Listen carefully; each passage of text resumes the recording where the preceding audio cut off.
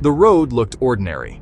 That's what makes the story terrifying. No cliffside, no sharp mountain drop, no haunted bridge locals warned people about at night. Just a worn industrial roadway in suburban Ohio lined with warehouses, faded pavement markings, utility poles, and silent brick buildings sitting beneath the gray light of early morning. The kind of road people forget seconds after driving through it. But prosecutors would later argue something chilling. Mackenzie Shirilla did not forget this road, because days before the crash, her phone had already been there. And according to the court, this wasn't even a route she normally drove. That single detail transformed the entire case. Because if the route was unusual, why choose it? Why drive there before? And why, in the final seconds before impact, did the accelerator remain pinned to the floor while the car surged toward a brick wall at nearly 100 miles per hour? The state believed the answer was horrifying. Not recklessness, not panic, not distraction, purpose. And if prosecutors were right, then the deadliest moment in this story did not begin at the crash. It began days earlier when she drove past the scene and remembered it. The road she knew. The Mackenzie Shirilla story. The crash happened on July 31st, 2022, just before sunrise. At first, emergency responders believed they were arriving at another catastrophic teenage speeding accident. But the moment officers reached the scene, they realized something about this crash was different. One officer later testified the vehicle looked as though it had been cut in half. The Toyota Camry had slammed into the side of a brick manufacturing facility on Progress Drive in Strongsville, Ohio, with such force that the car folded around itself. Metal twisted inward, glass exploded outward. The front end had virtually ceased to exist. Inside were three teenagers, Dominic Russo, Davian Flanagan, and Mackenzie Shirilla. Officers initially believed all three were dead. One responding officer described seeing devastating trauma inside the vehicle before suddenly hearing faint mumbling coming from the driver's side. Mackenzie was alive. The boys would not survive. First, investigators approached it like every fatal crash reconstruction: speed, road conditions, possible intoxication, mechanical failure, medical emergency. But then the evidence began stacking together piece by piece. And suddenly, investigators weren't reconstructing an accident anymore. They were reconstructing intent. Because according to black box data later presented in court, the accelerator pedal had been fully depressed for more than 4 seconds before impact. No braking, no panic stop, no attempt to slow down. The car accelerated continuously. The prosecution would later build their entire theory around that sequence. Not because speeding alone proves murder, but because of what came next. The road itself. Progress Drive wasn't a freeway. It wasn't an open highway where drivers lose control at high speed every weekend. It was an industrial cut-through road with bumps, curves, and a dead-end style intersection near the building she ultimately struck. Officers familiar with the road testified it was rough enough that even police cruisers became difficult to control at higher speeds. One officer stated he drove through the area constantly and would never feel safe traveling at the speed investigators believed the Camry reached. And yet, according to crash reconstruction experts, the car accelerated to nearly 100 miles per hour anyway. The prosecution argued that mattered because this wasn't a random roadway. GPS evidence showed her phone had already been near the exact crash area days before the collision. That changed everything psychologically. Because now investigators weren't asking whether she simply lost control. They were asking whether she already knew the ending before the drive ever began. The relationship at the center of the case complicated everything. Mackenzie and Dominic Russo had been together for years. To many friends and family members, they looked inseparable. People described them as deeply in love, living together, planning futures together, spending nearly all their time side by side. Witnesses for the defense later emphasized exactly that: the affection, the closeness, the plans. But prosecutors painted a darker picture: a relationship becoming unstable beneath the surface. Arguments, threats, possessiveness, breakups, emotional escalation. And then came the earlier incident. the one prosecutors treated almost like foreshadowing. Weeks before the fatal crash, Dominic reportedly called for help while riding in a vehicle driven by Mackenzie. A witness later testified he heard arguing inside the car and then heard Mackenzie allegedly say, "I'm going to wreck this car right now." That statement would later echo through the courtroom like a warning no one fully understood at the time. Because after the July crash, prosecutors no longer viewed the statement as emotional teenage drama. They viewed it as evidence of intent, as evidence that she had already imagined violence through driving before. And suddenly, every piece of the story began revolving around automobiles, not as transportation, but as weapons. That transformation is what makes this case psychologically disturbing, because murder cases usually arrive with obvious signs: weapons, planning, threats, physical violence. But here, prosecutors argued the weapon was something ordinary, a car, something millions of people use every day without fear. And maybe that's why this case unsettled people so deeply, because there's something terrifying about ordinary objects becoming instruments of death. The final night before the crash felt deceptively normal. Teenagers gathered at graduation parties, music played, friends laughed around fires, people smoked marijuana, talked about relationships, talked about plans. Witnesses later described the atmosphere as relaxed and uneventful. Nothing looked like the beginning of a murder investigation. And maybe that's exactly why the story became so haunting. Because there's no cinematic villain entrance, no obvious collapse, no final screaming argument captured on camera, just young people drifting through another summer night. Then suddenly by dawn, 2 of them were dead. Life 360 data later showed the vehicle moving at extreme speed shortly before impact, and the reconstruction evidence became even more unsettling the deeper investigators looked. The accelerator remained fully engaged, the engine throttle stayed at 100%. No braking occurred. Then something strange happened during the final seconds. The transmission shifted. Investigators testified the gear selector moved between drive, neutral, and sequential mode shortly before impact. Someone touched it manually. That single detail opened an entirely different psychological dimension to the case. Who moved it? Was someone trying to stop the car? Did Dominic realize what was happening? Did Davian? Was there panic inside the vehicle during those final seconds? Experts admitted several possible explanations existed. A passenger grabbing the wheel, someone reaching for the gear shift, a desperate attempt to avoid impact. But prosecutors focused on one brutal fact: the acceleration never stopped. Even after the car hit the curb, even after it went airborne, even after it landed, the accelerator stayed down. The wall kept coming, and the prosecution argued that sequence revealed something terrifyingly deliberate. The defense fought back with another possibility entirely: medical emergency. Mackenzie had reportedly been diagnosed with POTS, a condition capable of causing dizziness or fainting. Doctors admitted certain neurological events can theoretically occur and resolve before examination hours later.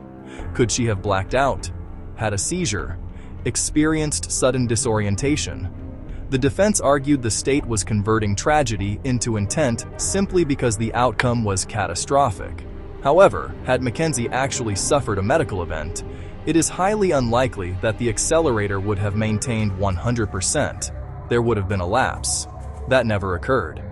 Mackenzie maintained the speed until the car crashed. The black box could show acceleration, but it couldn't explain emotion. The GPS could show location, but it couldn't reveal motive. The surveillance cameras could show movement, but not thoughts. And so investigators began reconstructing not just the crash, but the mind behind it. That's where the route became so important. The prosecution emphasized repeatedly that this road wasn't random. The court later described it as obscure, and specifically noted it was not routinely taken by her. That language matters, because it reframes the drive psychologically. If someone crashes accidentally on a familiar commute, that feels different. But if someone chooses a strange industrial route they recently visited, at dawn, while accelerating toward a brick wall, the narrative changes. Suddenly, prosecutors weren't describing recklessness. They were describing destination behavior, selection, a chosen endpoint. And the location itself almost feels eerie in hindsight. Industrial buildings, few witnesses, empty roads, silent warehouses. The court specifically pointed out the timing, early morning hours when fewer people would be nearby to intervene or provide aid. That observation made the theory even darker, because now the state was implying not just intention, but isolation, the selection of a place where death could happen unseen. And then there are the statements after the crash. Some of them became central emotional anchors during trial. At one point, Mackenzie reportedly asked for photos of herself and Dominic to place inside his casket so he can be with me forever. Forever. It's impossible not to hear that differently once prosecutors argue intentional murder, because now even grief itself becomes reinterpreted through suspicion. That's another reason this case became so emotionally divisive. Every action afterward could be viewed two different ways: trauma or guilt, shock or manipulation, love or obsession. The prosecution argued her actions after the crash reflected consciousness of responsibility. The defense argued they reflected devastation. And maybe that's why the case exploded online. Because people weren't just debating evidence, they were debating human behavior itself. How does someone act after surviving a catastrophic crash? How does trauma look? How does guilt look? What does shock sound like? And how much meaning should be assigned to grief? The trial judge ultimately sided with the prosecution. The court described the crash footage as chilling and said it clearly demonstrated purpose and intent. The judge emphasized several specific points: the route, the prior familiarity with the area, the controlled acceleration, the lack of braking, the deliberate steering, and perhaps most importantly, the court concluded her actions were controlled, methodical, deliberate, intentional, and purposeful. Those words transformed the public narrative permanently. No longer a crash case, now a murder case. And yet, even after conviction, the uncertainty surrounding motive lingered like a shadow over everything. Why? Why that morning? Why with both boys inside the vehicle? Why the industrial road? Why accelerate? Why not stop? The prosecution built theories around relationship instability and emotional escalation. Witnesses described arguments and possessiveness. Others testified Dominic was considering ending the relationship permanently, but motive in emotionally charged cases is rarely clean or simple. Human beings are not black box recorders. Feelings shift rapidly, arguments escalate. Teenage relationships become intense, chaotic, consuming, and perhaps the most frightening possibility raised by the case is this: what if the decision happened suddenly? Not weeks of planning, not elaborate preparation, but a few irreversible seconds where emotion overtook reason. Because the black box data shows only the final moments. It cannot reveal when the decision truly began. Was it when the accelerator first hit the floor? When they turned onto Progress Drive? Earlier that night? Days before, during the earlier threat?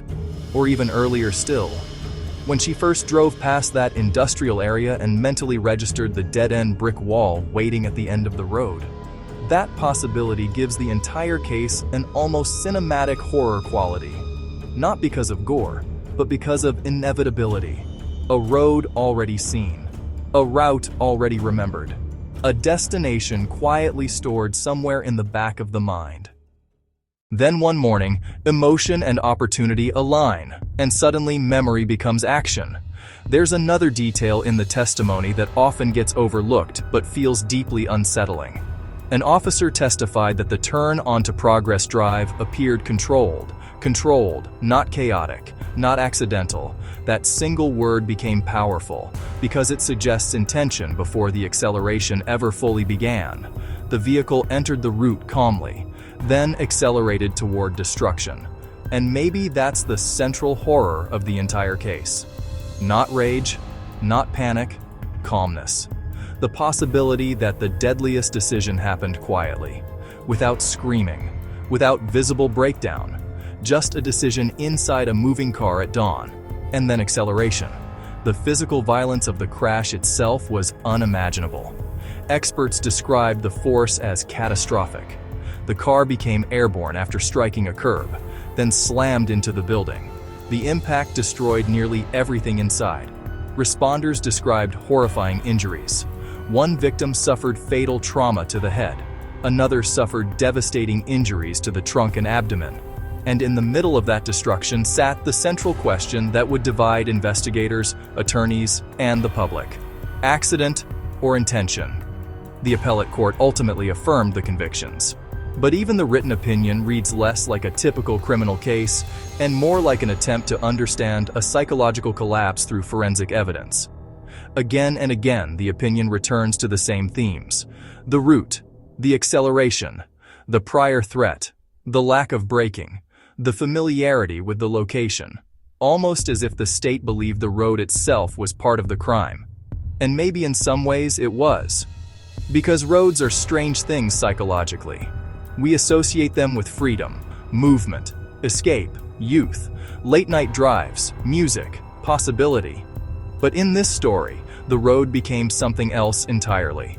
A corridor toward irreversible violence. And what makes the story linger in people's minds years later is how modern the evidence feels. GPS pings, black box data, surveillance footage, social media, location tracking, digital reconstruction. The entire event preserved technologically from multiple angles. It's almost like watching the future of criminal investigation collide with the oldest human mystery of all: intent. What was someone thinking in the seconds before catastrophe? Can acceleration prove murder? Can silence prove purpose? Can a chosen route reveal state of mind? And perhaps most hauntingly, can a road become evidence of premeditation? The prosecution believed yes. The defense believed no. And somewhere between those two positions lies the reason this case became unforgettable. Because unlike many true crime stories, this one doesn't end with complete emotional certainty. There's no confession, no detailed explanation, no final statement revealing exactly what happened inside that car. Only fragments, witnesses, data, threats, arguments, GPS records, acceleration percentages, and a road she may have already known too well. The image that remains afterward isn't just the crash, it's the route itself. Industrial pavement beneath dawn light, curves leading towards silence, an empty roadway almost nobody would remember. Except her. Because, according to prosecutors, she had already driven past that place before, already seen the wall, already understood the road. And if that theory was true, then somewhere in the final seconds before impact, while the engine screamed and the building rushed closer and closer, Mackenzie chose the ending to this story.